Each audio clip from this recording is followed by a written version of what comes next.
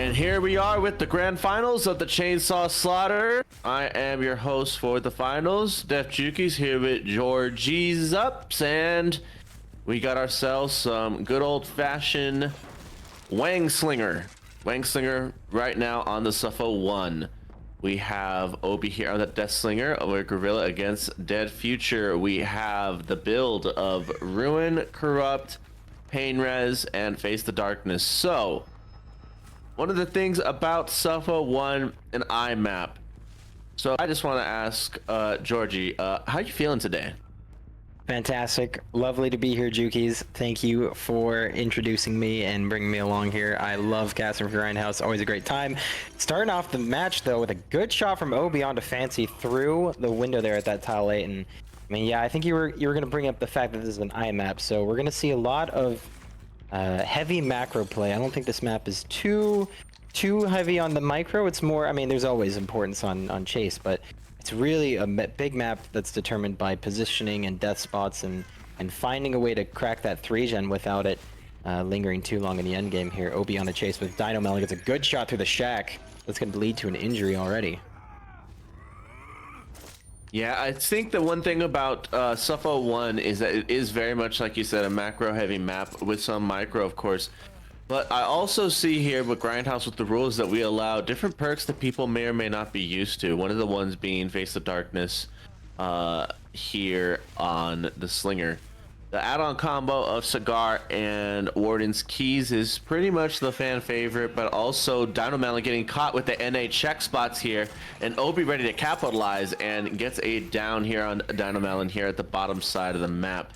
So one of the things that's very on this map that's always going to be run is Corrupt because of the way that the offerings are spawned. Everyone's on one side of the map far away from the killer, and they have to cross the IMAP. And the one thing I do see as well that is interesting about this this build is that there is Ruin and Corrupt. So Georgie, do you think that Ruin is going to play a factor?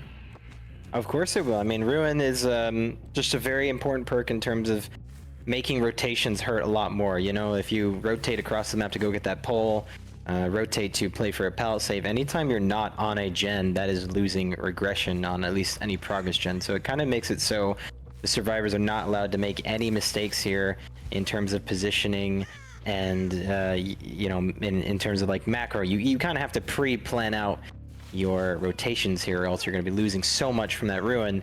And then, of course, we kind of go back onto the whole thing with that perk, the night perk. I'm so sorry, I'm struggling to remember. Face the Darkness. Face the Darkness. It's a positioning perk. So you scream, you reveal your aura, and on a map like this where I was just emphasizing how important positioning is, knowing survivor locations is everything. So we see that perk incorporated to the play here today. Yeah, I do think it's a very important perk. The one thing that is interesting about it is that, well, speaking of rotations, Fancy peeking their head out right over here at the 3 side. The 70-second timer coming into play with the hooks. I know that we keep talking about it, but because of how new it is, I do think that the strategy isn't fully developed on either side yet. And it looks like Dead Future is going to be happy to slam a couple gens here for the second stage on Dino. And Obi is just going to be playing the eye loop, the eye choke of the map perfectly. Trying to make sure that there isn't going to be a free rotation here, but also to protecting that Ruin that's right next to Dino. I think that this is a good start on the part of Dead Future, but I think right now that they're more than happy to go ahead and let Dino die for these 3 gens. But again, also because of the way that the map is right now, how are you feeling about this gen split at the moment?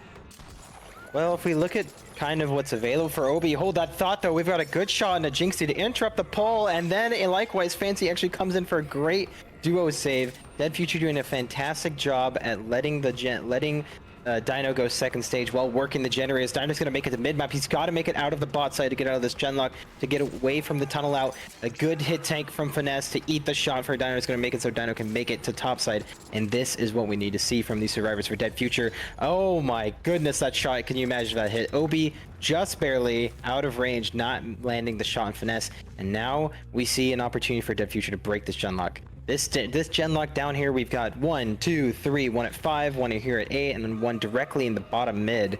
So Obi's got a little bit of something to work with. He finds a survivor here. Jinx is going to go for the bounce landing. Is he going to be able to dodge the shot in time? Obi really holding this, does actually land it. Too much zoning for Jinxie, and he's going to be going down, and that's another hook into this bottom side genlock. So no tunnel out, but maybe we're back to the same scenario. It definitely looks that way. I definitely think that that was a fantastic play by Dead Future. Like you said, working the gens and also keeping in mind that they are using the 70-second hook timer to its fullest. But now we have 2 people injured, 1 person on the ground, and another person who's on death hook. So I know that Obi is looking for that shot, gets it! Wow. What a phenomenal shot from Obi through the wall on Deathslinger, clearly showing his prowess on this killer, maybe why they chose it in the first place. Obi getting not only a good clean shot through the wall at Shack, but also through the wall here at main, showcasing Deathslinger's got quite a few tricks up his sleeves. Dino is death hook. This might be the 3v1 already at 2 gens. It definitely seems to be that way, and here goes Dino Melon going down right here. There's only so much that he could have done in this scenario, but that shot was filthy. And mind you, I do believe that Obi is playing on ping against Dead Future, if I could be correct. And what's so dangerous is that every team has to plan out just a little bit slightly ahead their moves against someone who is on ping, if it's more than they are used to. And just seeing Dino Mile go out here at 2 gens is probably about as best as that Dead Future could have hoped in the scenario, is to get 3 gens for his death. So now they're going into the 3v1 with 3 gens done. Jinxie got here with the NA check spots, going right over here on the top side a little bit, trying to make sure that he can get across the top side because there are no gens there anymore. And Obi gets that shot as well, Georgie. Wow, Obi clearly making a name for himself on the Deathslinger here. So many good, clean, long-range shots, making it so they can't quite make it out of there. And that is the difference between a strong slinger player and a phenomenal slinger player. Because once you get those kind of shots, they're not allowed to leave the genlock. I mean, look, if Obi misses that, Jinxie makes it to main and doesn't die here in the bot side, whereas now we're in the world where Obi hit that shot, dragged him back to the genlock, and now he's in an advantageous position. And we're doubly so in the 3v1, so it's going to be so much harder for the survivors for Dead Future to be able to break this. Obi just being an absolute menace on this killer and starting off our grand final set in a bang. Absolutely. No, the thing is now is that you still have Fancy that's injured, and Finesse, I'd have to imagine that they're gonna have to get the reset off before they even attempt any sort of save. But because of the way that the gen spread is at the moment, as well as the pain res, it looks like we would be more than happy to proxy this hook. But I am a little bit concerned over there about the 9 gen, that actually there's already someone here at Shack, so my concern was not founded.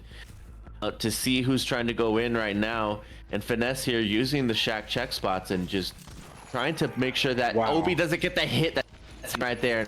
And Obi is just absolutely demolishing these shots. But now because of Cigar, Obi can go right back over to Jinxie's hook and make sure that the save doesn't happen along with Wardinsky. So I could see why this is a favorite if you can hit the same shots that Obi is. But now we see Finesse going straight for the shot and Fancy trying to greet that 3 gen and running away from the gen spread.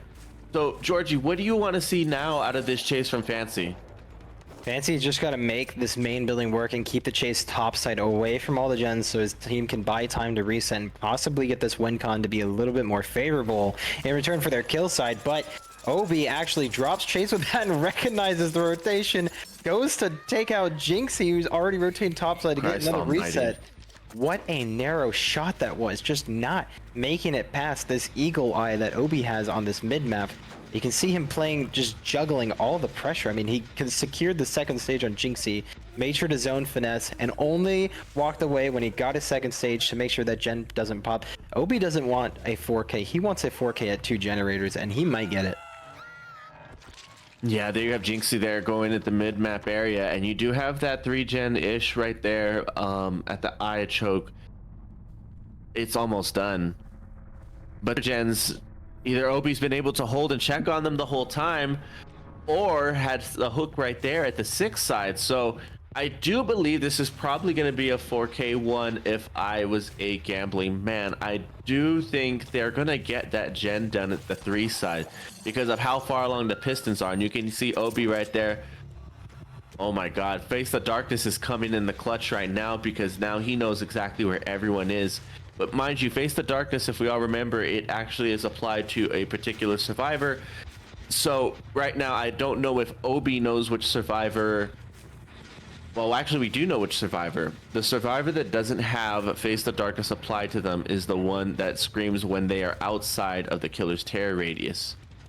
So now this chase is going to be extremely short, it looks like, and Obi's going to hit the Osaka tech and just walk them down the entire map. The Osaka tech of just holding M2, walking them all the way down, no risk here, all risk management. I'm just gonna take the down back to the books. Fancy going down away from the top, away from the bot side, but Obi more than willing to take this hook. And I'm wondering, maybe he went a little too far. I mean, we could see Finesse just absolutely greed one of the gens bot side and make that win count a little bit more bearable for his killer side. But likewise, Obi recognizing that Fancy is still a pain res, so has some time to hook that. And with that generator getting pain res, I don't think there's any chance Finesse will be popping it anytime soon. Obi trying to sniff out where Finesse is now. Now we're into the 1v1. But man, what a claim from Obi! Oh my god! Sniffs out Finesse, here's him in the locker, and onto the hook he's gonna go. Finesse wrapping us up with 4K2. Look, we've seen results on the Slinger on this map. It's been anywhere from 5 to 8 to 4Ks. I mean, it's either 5 stages, 8 stages, but more often than not, we're seeing outs against this killer. Not a 4K2. Obi just absolutely demolishing on this killer, but that said, Dead Future has a very good Slinger player on their side as well, in that of Dino Melon. So if you want to watch that, we'll be back for that. What do you think about this match and the upcoming one, Juxie? Juxie is my new name now, apparently. You can call me Juxie because I know we're thinking of Jinxie, but if there's only jinxing going on here, is that I hope that we're not doing it for Dead Future.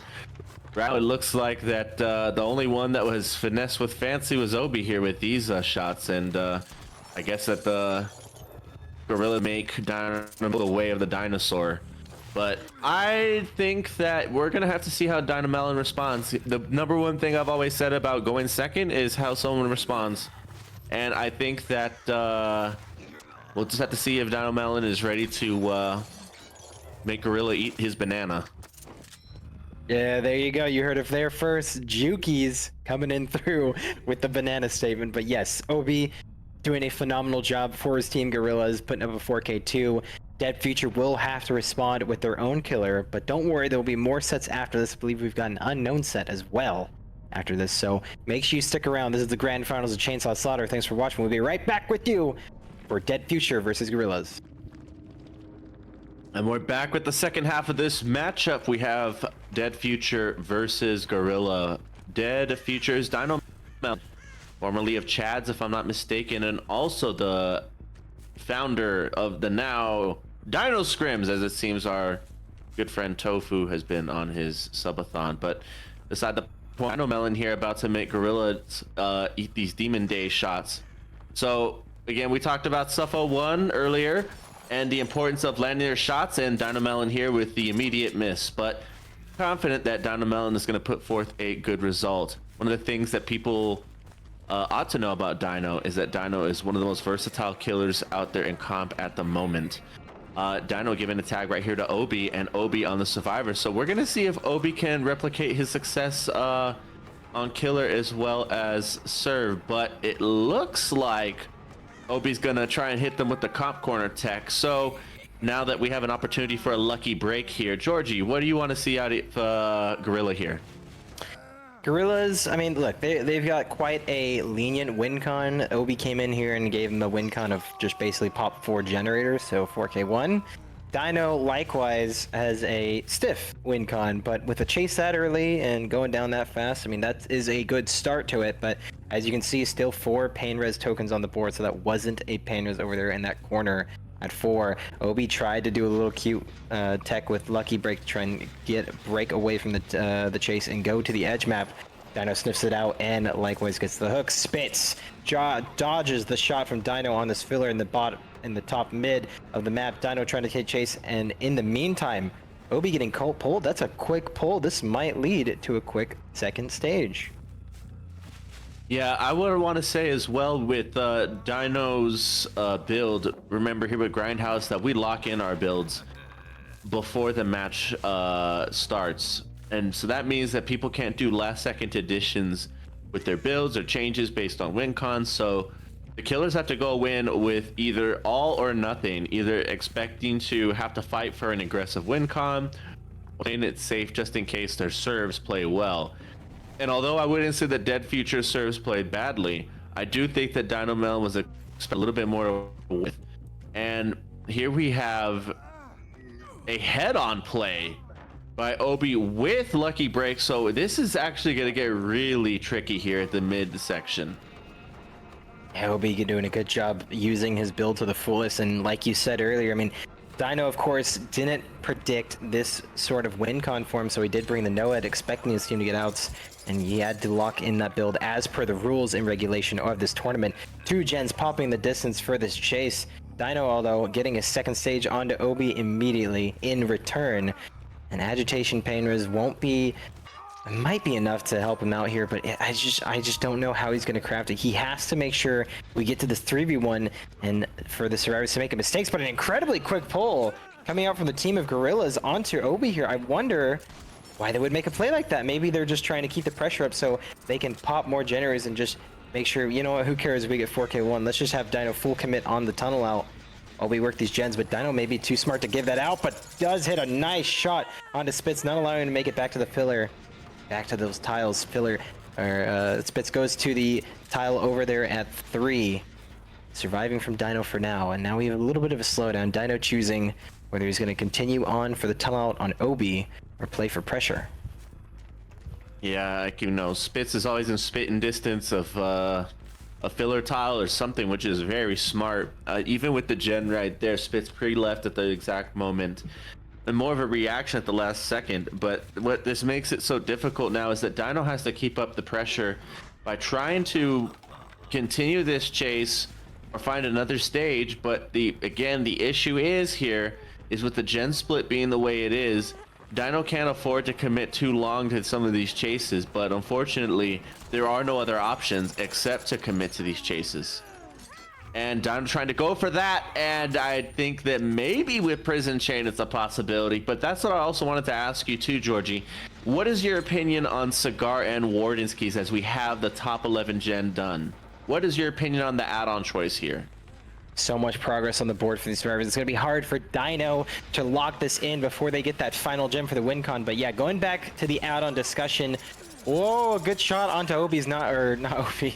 Dan is going to make it so he can't make it away. Dino desperately trying to claw and get this painters before that gen pops. And no, he cannot stop it in time. So the win con comes through for the Team Gorillas, leading them to win this first set on Deathslinger at Suffocation Pit. You know, Cigar, I think overall, more and more, the more time I see it, the more I think it's overrated. You know, oftentimes when you're getting Cigar value, they are breaking the chain in kind of an edge map or a little bit.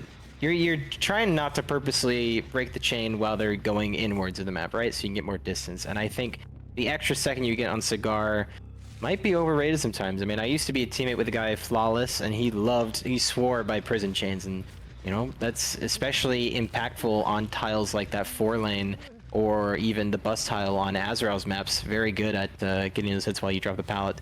Just makes Slinger a little bit simpler, I guess.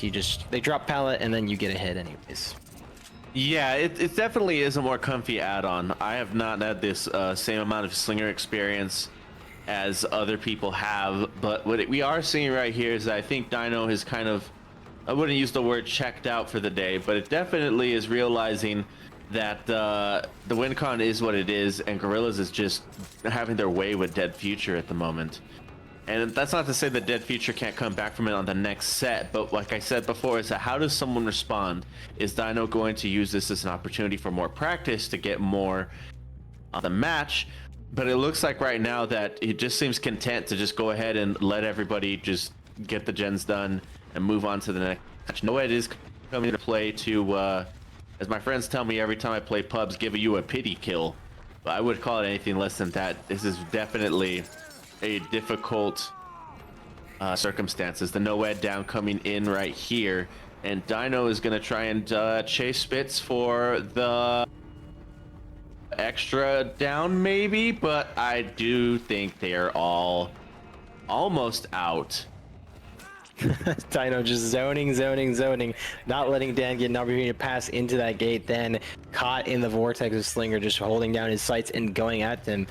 Pain res not a matter anymore as all gens are popped. Noed gonna lead to a 2k, but ultimately a loss for Dead Future. Dino tried his best, but with a win con such as 4k3, you can hardly fault him for playing like that, and you know, a good effort. But these are long sets, this grand final, so it's all about staying checked in, keeping the mental clear. If you lose a set, reset, keep your mental in check, and just try not to tilt. I mean, Dino has been playing comp for a long time. He's got a lot of experience. We've seen this guy come in and put up absolutely phenomenal results, so I wouldn't count him checked out at all. I think he's a very good killer player and a very good experienced player, so he understands these kind of situations. And I could very easily see Dead Future bringing this back. Absolutely, and right here, right on cue, Dino picking up Obi to get, I believe, the 2k6. Yeah, it'll be a stage. Yeah, absolutely. Yeah, so I mean, I'm just thinking out loud here, but what I do see is that Gorilla played a much more tight set on serve and killer, and despite Obi being found first, they made up for it. So we'll be back with the next set of matches here with the Chainsaw Slaughter. Welcome on back to Chainsaw Slaughter Grand Finals, continuing our matchup between Gorillas and Dead Future. We just saw Gorillas win the Deathslinger set on Suffocation Pit 1, and now going into Dead Future's set with Jinxie on the Billium. What do you think of this set, Jukies? I mean, look, we've seen Jinxie play a lot of killers, but this is the one he's known for, Billy. And you look at a build like this, I mean, I don't think this is a build looking for 4K1. This is a build looking for 4K2, 4K3. He wants to set a high win con with this. Yeah, I mean, Jinxie's a very good Billy. There's no denying that. When I got into comp, Jinxie was one of the first Billy players that I had discussed things with. And I have a lot of hours on Billy myself. The one thing I will say about this set, though, because of the Billy changes, this is actually 4K1, 4K2 expected on the killer, if I'm not mistaken. But progressively, what we've seen is Billy get far, far less and less perks to work with. And right now, you can see Jinxie taking the M1 onto Obi, chasing on the 9th side of the map. And also be happy to go and get that block here, excuse me, that pallet down. So there's a lot going on here. We just lost Undying here, I believe, over at the 7th side where Shaq is, but because of that pallet that blocked the direction of where Obi is, and all the totems are gone already. Wow, Gorilla Bee showing their totem bone touching knowledge here. I wish there was a way for me to articulate what's going on, but really what it boils down to is how octane high this set is. And because of Ruin and Undying being gone, it sort of worked as like a corrupt in this set. So that's the one thing about this build. Thana is meant to make it so the pressure is given to Jinxie when it comes to general aggression. And oh my god, Jinxie got Helios teched. Jinxie just throwing out the chainsaw, not able quite to make it connect yet. Dan barely surviving by the skin of his teeth away from that situation. Still going to be holding forward into this edge map Z wall, and the no pallet available in sight other than the bus. Jinxie just going to go for an M1 and concede on the Z wall. Dan playing it so well, hugging it extremely tightly. Are we going to see an attempt of the chainsaw? No, Jinxie just says, fine, here's your M1, get out of here. And Dan takes distance going off to the bus, but no. Is he unable to land that saw? No, Jinxie cannot be able to get that saw in time. Dan just holding forward, holding distance. What a check spot can be on this map, but no, not able to quite get the pile drop in time. Jinxie just take it down, but look how long this down took. I mean, we've got Thana ticking in the background, and you know, no Mither will make it so there's always at least one stack of Thana. That's 2% per stack, going all the way up to 12% with another bonus of 14 at the top percent. But yeah, there it is. I was talking about how long that first down was taking, and the 2 gens popping. Gotta go for another one. A 3rd gen pops. Obi does it in his face. Not gonna make it to the Z wall. Jinxie on a back foot here in this beginning intro.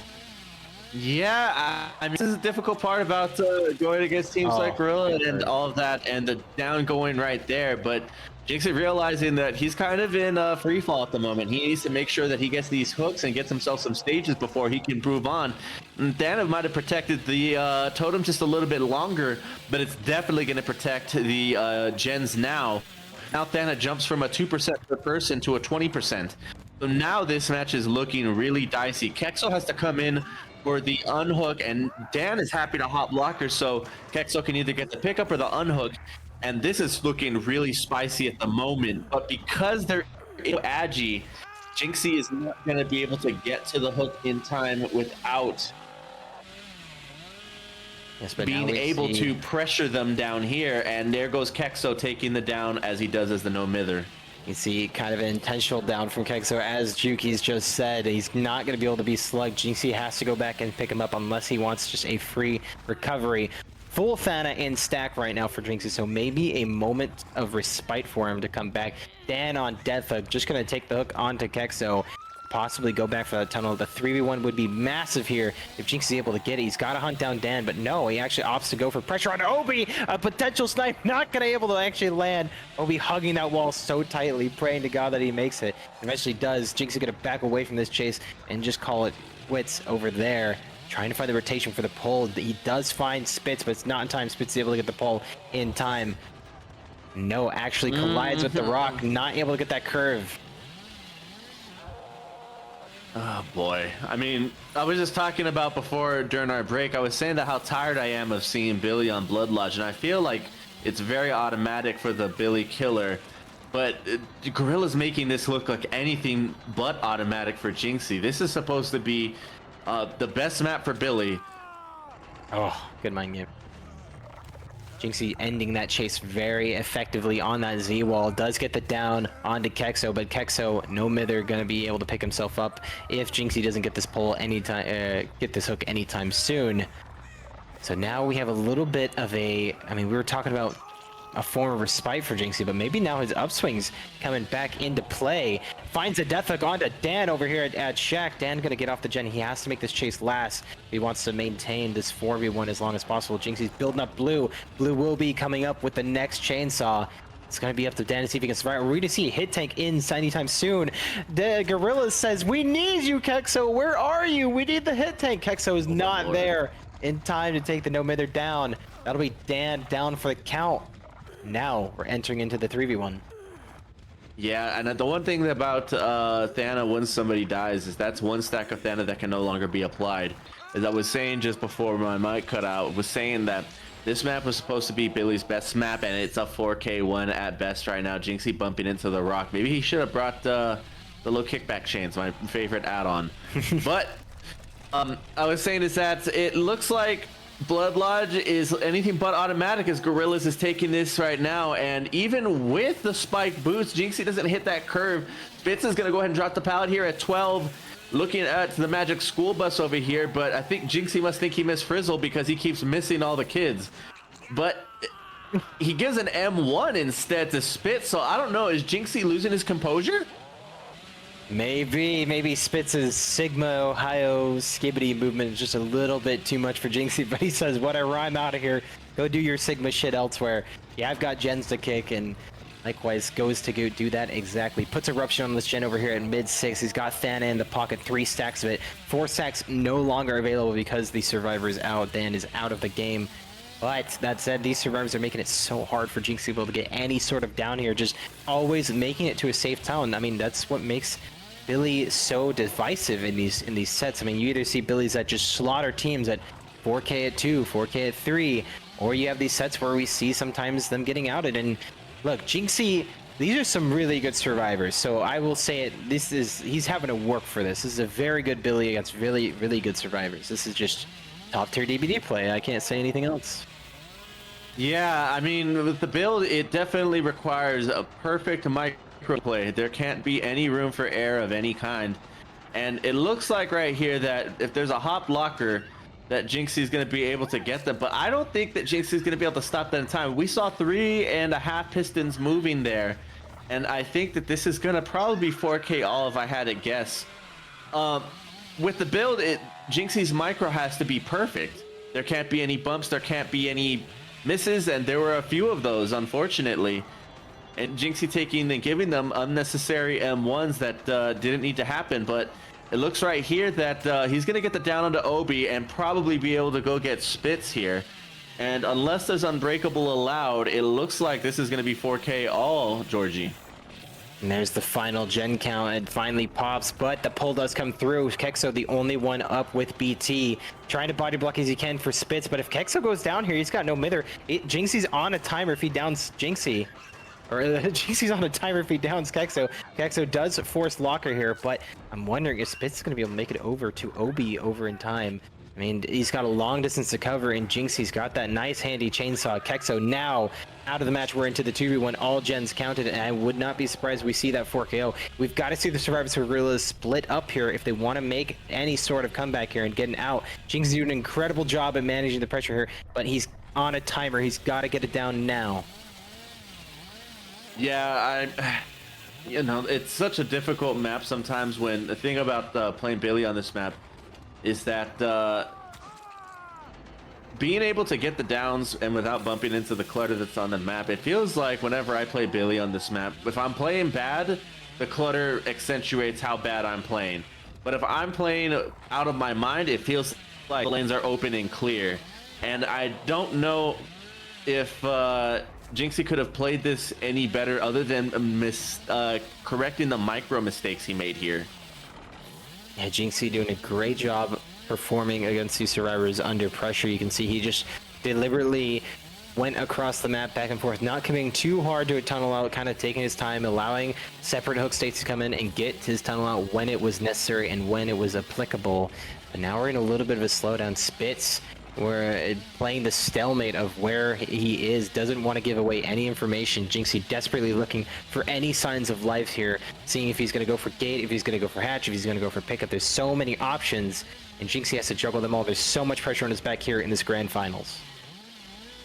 Yeah, and I mean, just going forward, I would imagine that Dead Future just really wants to make sure that they put forth a good survivor performance, because they did well here on the killer side. Although it is not the 4K2 that most people expect, I do think that Jinxie did play well here against the team of this caliber. Jinxie just holding Saw up here, not willing to give it up and leave across the map. He wants to hold the gates as long as he can, but Obi is bleeding out in the meantime, and Spitz could just play the bleed out timer and then force Jinxie to make a call on whether what gate he's going to go for, or if he's going to go for hatch. Spitz still finding his time, not anywhere to be seen. Jinxie holding it like a tiger ready to pounce. Well, definitely, I think Jinxie is the Tiger King at this point, just based on the gameplay, but this is also, he's been revving the chainsaw so long he was able to farm overdrive by continuously up and down and feathering the chainsaw, which it speaks volumes about how long he's been sitting there for. So I wonder if his finger's getting tired from all of this clicking. Yeah, it's a long time to be 99ing your Saw at the ready. Jinxie really just trying to play a game of chicken here with Spitz, trying to bait him out to get on a gate, but does eventually find him. A good bait from Jinxie is going to reveal where Spitz was hiding the whole time. You can see he was somewhere around 6 or 5 edge map, but Jinxie baits him out, potentially going for Obi's slug, trying to, you know, get him out of the corner, and it does work. Spitz gets lured out, and a great 4KO coming out from Jinxie. Absolutely. Well, this is huge because based on the caliber of the teams, this could come into massive play. But Jinxie just putting his foot down and saying no more. So Jinxie, I think, would see a lot to be proud of on this match. So we're going to be going into the second half of this set. I am your host, Def Juki's here with Georgie with the Chainsaw Slaughter. And we are back with the second half of the Billy set. We have Dead Future against Dan from Gorilla. So Dan here with a very aggressive build, similar to Jinxie's, except we have the full Hex Totem build. We have Undying, we have Ruin, we have Crowd Control, and we have Thana. So first chase is happening right now against Jinxie, and Dan going for a very aggressive Saw here. So the win con is pretty simple, 4k1 or go home with that loss. But Dan is playing out the rest of the map when in overdrive. But Dead Future happy to go ahead and jump Dan's bones on this. So we have Fancy here playing the edge map and edge maxing against Dan, which I think is a bit of an aggressive play, but either way, I'm hoping that Dan puts on a show for us. Don't you think, Georgie? No more edge maxing for Fancy indeed in the corner. Maybe he needs to practice some loop maxing or some looks maxing, something to make it look a little bit better while he's dying on the hook there. Dan likewise getting a hook onto Fancy. One of my more favorite Billies to watch for sure. Jinxie also a strong Billy to watch, but both of these Billy players, you can see very active with their saws, not super zony, very willing to just use the chainsaw and go for some wild curves. You can see Dan just sending out everything, trying to use the overdrive speed to his maximum. And it's just so cool seeing overdrive Billy with engravings, like how fast he is, trying to control it. The maneuverability is just great. But we talk more about the critical side of this match. Look, Dan has to get a 4k1. Jinxie gave a 4KO for his team Dead Future. Dan needs a 4k1 to win. And with a start like this, I mean, you've got people doing totems instead of generators. I think Dan might even be set up to get a 4k2 if he gets a tunnel out fast enough. Yeah, absolutely. It really seems that way, but, you know, I was kind of hoping that Dan would take some lessons from our Lord and Savior Cheesy Casserole and get a 4k5, but it doesn't look like it's going to be that direction. That, you know, luckily enough for us, we have ourselves a very fun matchup here with the Billy. I do think engraving is extremely strong, but what I think is very underrated is how much it sacrifices on the initial curve window in terms of what Billies can hit or not. So Dan going into chase here with Dino Melon and hitting the dumpster with the gen already done. Right now it looks like Dino is going to have to leave or hop locker, which he does immediately to try and allow the unhook to come onto Fancy, but because of the way this is now, it's looking like it's going to be an easy tunnel out onto Fancy. And also, too, to note, because Billy is an insta-down killer, the FTP sort of band-aid solution that a lot of people try to do with tunnel outs doesn't apply here. But Dead Future getting another gen done with Fancy still looping in this area. But there's no pallets left here any longer. But Dan missing on the prediction hit. And Fancy happy to give him the finger as he goes down.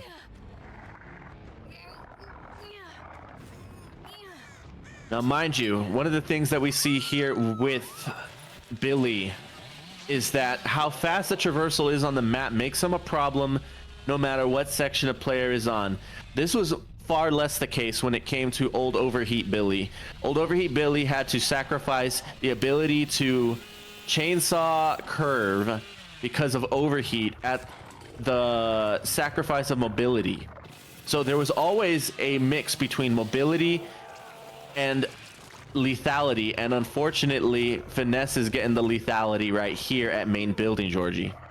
Yeah, no decisive strike in play for Fancy, so he did go down there and he's out of the match. Into the 3 when we go, and Dan is just ramping up this match, going so fast with it. It just really does come down to separating that gen pressure while also being able to maintain chase, and Dan has just been lethal in these chases, not allowing them having any time on the generator, saying you need to go for unhooks, you need to go for these slugs, because I am getting them down as fast as can be. And man, what a fight Dead Future's still putting up, though. They are reluctant to give up this game, and Dan still has to secure this win. Dino now in chase at Shaq, just trying to hold his distance as much as he can. Dan gonna go for a full curve, not able to quite hit it. And Engraving's charge time, as you said earlier, is just really proving to maybe possibly be of a detriment, even with the speed he gets from it. Going back to the hook, though, Finesse is found with his BT, going to be going all the way back to the crane. Dan says, nope, not going to go for that. Maybe possibly suspecting a DS. Jinxie found here in Chase. Is he going to be able to get his bounce landing off in time? And the answer is yes, he will. That was really well played by Jinxie, even though Jinxie with the patented Jinxie check spots was able to get out of that scenario. But Sin Cara is right here and still gets downed. Dan using the Sin Cara sort of like a pinball backstop to hit Jinxie, and now it looks like Dead Future is in even more trouble than they needed to be. Finesse is still injured because of no Mither. Jinxie's on the ground. Dino's eating grass as a dinosaur. It's looking like it's gonna be curtains pretty soon, Georgie. Did dinosaurs eat grass? Maybe. I guess the herbivores. Stegosaurus herbivore. Yeah, there you go. Yeah. Not every dinosaur was a meat eater, I guess. But just like humans, we all have our own bit of quirks. Dino, like a dinosaur, making it away from that potential extinction event that Dan was coming by with to eradicate him. Dan now trying to keep up the pressure. Still 3 people on the board. He can't quite get a lockdown on this. The survivors for Dead Future just refuse to die and leave this match. You can see scratch marks over on this totem on main, but no, Dan sniffs out Dino, doesn't allow him to make it to that vault. Dino does go down, getting slugged on the totem. That's 3 stacks of Thana now in play, but Dan wants more. He's got a stage on Finesse, and Jinxie is fresh, so he's not willing to pick. He just wants to get another stage on someone else and just does not want another gen to pop. Remember, 4K1 for the win. 4K1 for the win. 4KO would be a tie, so Dan needs to end this now. Yeah, definitely with the chainsaw hitbox. It's a little bit wonky. We all have a little bit of a disagreement when it comes to how long the chainsaw hitbox is at Windows. It definitely seems that the chainsaw goes a lot longer than it needs to be sometimes. It's not necessarily the perfect length. But it seems with Dan that he's happy to attempt this curve, and because of that cooldown, it almost looks like he's about to get that hit onto Dino, but Dino is going to be teasing him with the crouch tech there, which is possible to do. One of the things that a lot of players do against Billy in this scenario is they will happily crouch tech at the pallet to force the hit on the pallet. So we have 2 people down. Finesse is working a gent and is not, unfortunately, because of the amount of pressure. This is looking like it's going to be 4K3, and I think Dan is trying to get the most practice out of this match as he can. And Dino just does not get hooked. Dan reluctant to hook him, but maybe as I say that, he goes back to actually take his hook. No pain res allowed on this killer, so just full totem. Pain, Ruin taking away, but also that Thana, just a permanent menace on this set. I mean, look, we've seen Billy get, he's been outed, he's been 9 stage. Even Dan we've seen Dan get results like that before where he's been outed quite often too. It's not unheard of to see him get out, but the way he's playing today, maybe it's just a statement that he's back. A good crouch check at the window. Finesse will lift that saw, but not for long. The cooldown, he's going to get M1'd in the back. And now Finesse onto second stage. Dino likewise onto second stage, and possibly leading into a 2v1 here very soon here if this basement unhook doesn't go over smoothly. Survivors for Dead Future are now grasping at straws. They need to be able to come back, but there's just so much pressure on the board with Dan. It definitely looks that way. The thing about one of the things as a Billy player in comp that I heard of was that there are 2 things that are, I should say 3 things that are constant in life. Death, taxes, and Dan being good at Billy. And even across countries, I think that's still the same thing to be true. The ping definitely seems to affect Dead Future more than it would Gorilla, but I think that also on the killer side, it's definitely easier to play against ping. But on the survivor side, there's a certain level of practice that Gorilla survivors definitely had over Dead Future. Because of that, I do believe that this is going to be the difference right now in the rest of the matchup.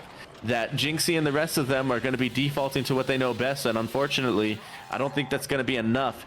Dan really is just trolling here with that chainsaw. There's no way that chainsaw was going to hit, and Dan is really just trying to just flex the montage clips. He has 2 people on death. and Jinxie being chased. So of course he's gonna leave right as I say that he's trolling, because I'm sure that the comm came in that he was trolling. But Ruin is finally gone, and Dead Future's not going down without a fight. But remember, the win con is 4K1, not 4KO, and it looks like the Dan's about to get RKO'd right here. Yeah, maybe Dan's aggression on the saws is coming back to bite him, but eventually does forfeit it and goes for the M1, just being reluctant and saying, all right, fine, I've had enough fun with my chainsaw. And really, I mean, I feel like that was a lot of what Billy was when he first came out, was we saw so many times where people would just get slaughtered by what the new Billy could make, because they just didn't understand how he's been so different. And now we've seen an adaptation from these teams. We've seen them understand that he can make this curve. He's an overdrive. I know to flare this. And you just, at a certain point, it almost has become predictable again. Just like with Wesker, where Wesker came out and was just destroying everyone, and then it kind of became, you know, metaized, and people understood exactly what they were capable of. So, and maybe having a little bit more trouble than usual hitting these chainsaws. But as I say that, I mean, he's about to put up a 4K3, maybe 4K2. So maybe not too much trouble as all. Dan performing as expected. In a good presence here, and a chase on a finesse onto our Death Hook survivor is going to possibly lead to an end of this match.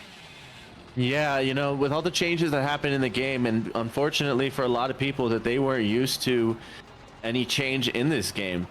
The thing about it is that with the Billy changes, that there was an adaptation period that a lot of people either refuse to engage in or enjoy or appreciate. And it looks like now with Billy actually due for a nerf, it looks like the survivor players are going to have an easier time against Billy even more. But either way, the lethality cannot be understated. It is definitely one of the biggest snowball killers in the game, being able to fight back against all these survivors. And now we have Dan here and Jinxie giving him a little dance upstairs, trying to see if that Dan is going to be willing to saw. And oh my lord, Dan tried to give Jinxie a nice comp montage here.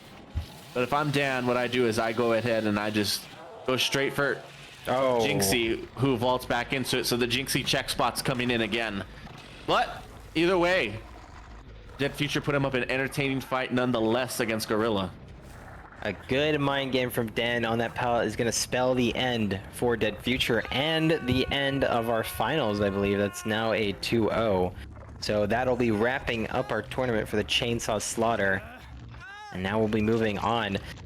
Dan, just to bringing it home for his team of Gorillas, put up a great performance on Billy.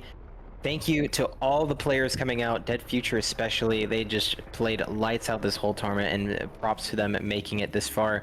Gorillas, likewise, thank you for playing, and we appreciate all players that have come out. And yeah, do you have any closing statements, Jukies? Nothing else. It's just that I love to watch Comp DBD. At the end of the day, this is all for entertainment. This is for sport. And no matter what the result is, all due respect has to go to the participants, competitors, and players, and also the organizers. So a special thanks to everybody who made this tournament possible. I'm Def Jukies with Georgie, and we'll see you next time.